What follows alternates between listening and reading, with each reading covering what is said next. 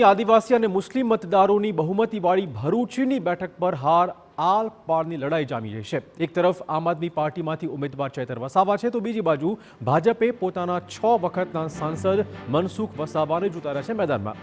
ભરૂચના રાજકીય સમીકરણ જે 2024ના ચૂંટણી ચક્રવ્યૂહમાં હાર અને જીતની ગેરંટી સાબિત થવાના છે।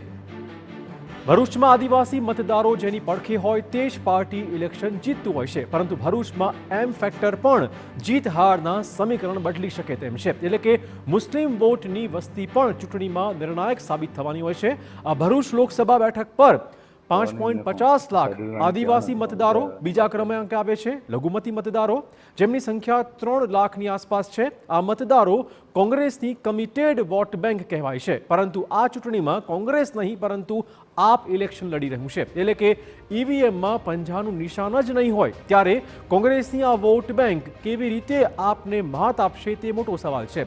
અને અધૂરામાં પૂરું, અહીંયાથી એઆઈએમઆઈએમે પણ ઇલેક્શન લડવાની ઘોષણા કરી છે। એટલે મુસ્લિમ મતદારોમાં ભાગલા ચોક્કસ પડી શકે તે પ્રકારના સંકેત છે। ભરૂચ જિલ્લાના અંદર બહુ મોટી મુસ્લિમોની સંખ્યા છે અને ગુજરાતની માઇનોર સીટ કહીએ તો ચાલે। અને આપણે અન્ય પક્ષોની વાત કરીએ તો ભારતીય જનતા પાર્ટી પાસે તો કોઈ આશા જ ન રખાય કે માઇનોરને ઉતારી શકે, ખાલી સૌનો સાથ સૌના વિકાસની વાતો છે।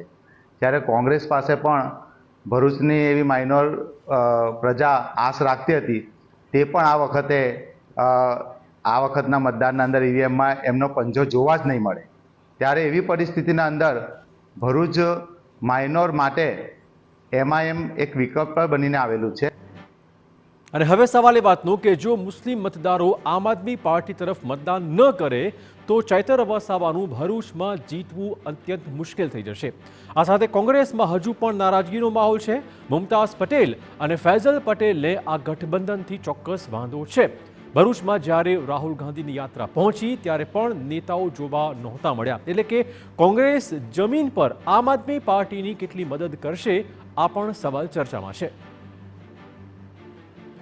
જ્યારે હાઈકમાન્ડે નિર્ણય લીધો હોય ત્યારે અમે સહર્ષ એનો સ્વીકારીએ છીએ।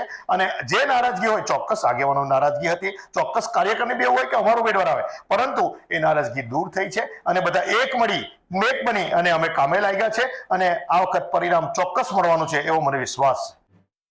તો ચૈતર વસાવા માટે હાલ ભરૂચમાં મોટા પડકારો પણ છે। મુસ્લિમ વોટમાં ભંગાણ, કોંગ્રેસના નેતાઓની નારાજગી અને હવે આમ આદમી પાર્ટીના આદિવાસી વોટ બેંકમાં પણ પડી શકે છે ગાબડા।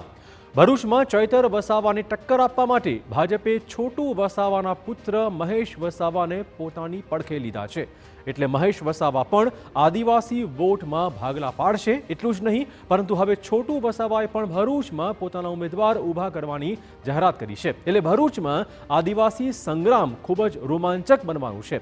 ભાજપે મનસુખ વસાવાને મેદાનમાં ઉતાર્યા છે। ભાજપે ઇલેક્શનમાં જીત મેળવવા માટે અને આમ આદમી પાર્ટી તથા કોંગ્રેસના નેતાઓને પોતાની તરફે કર્યા છે। ત્યારે ભાજપને વિશ્વાસ છે કે અહીંયા ઇન્ડિયા ગઠબંધન કોઈ કમાલ નથી જ કરવાનું। ખાસ કરીને કેટલીક પરિવારવાદી જે પાર્ટીઓ છે એ પોતાના પરિવારને જ આગળ ધરે છે। એના કારણે તમામ પક્ષોમાં જે ટેલેન્ટેડ લોકો છે, જે સેવાભાવી આગેવાનો છે, જે વર્ષોથી પોતાની પાર્ટીમાં કમિટેડ થયા છે અને કામ કરે છે, એમને જોઈએ એવો ચાન્સ મળતો નથી, એમને તક મળતી નથી અને એના કારણે એમને પોતાનું ભવિષ્ય છે તે ધૂંધળું લાગે છે અને એટલા માટે ભારતીય જનતા પાર્ટીમાં પ્રવેશ લઈ રહ્યા છે।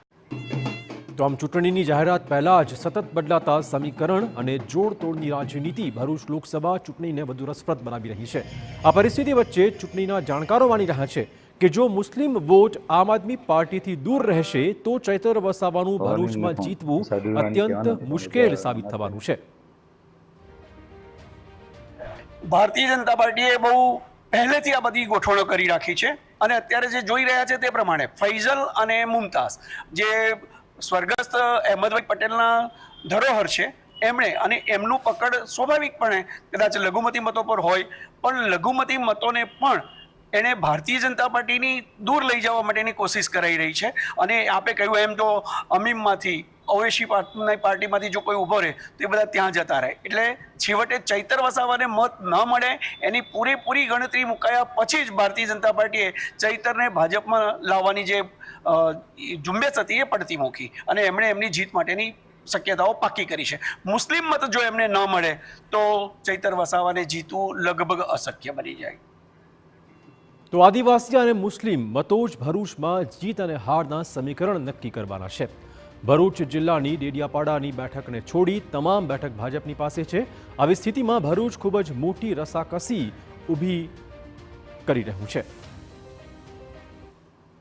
હવે પરિસ્થિતિ એ સર્જાઈ છે કે મતદારો તેમના જે નેતાઓ છે તેમને અનુસરે કે વિચારધારા જે સતત નરેન્દ્ર મોદી, કોંગ્રેસના અગ્રણીઓ અને આપના ચૈતર વસાવા પૈકી કોની વિચારધારાને અનુસરે? લઘુમતી જે મતદારો છે તેમની પરિસ્થિતિ સૌથી ખરાબ છે. જેઓ કોંગ્રેસની વોટ બેંક માનવામાં આવતા હતા, કોંગ્રેસની ઉમેદવારી જ નથી. આ તમામ પરિબળો વચ્ચે ભરૂચ બેઠક ઉપર મતદારોનો ઝુકાવ કોના તરફ રહેશે તેની ઉપર તમામની નજર બનેલી રહેશે. અંકિત મોદી, TV9, ભરૂચ. તો ભરૂચમાં ચૈતર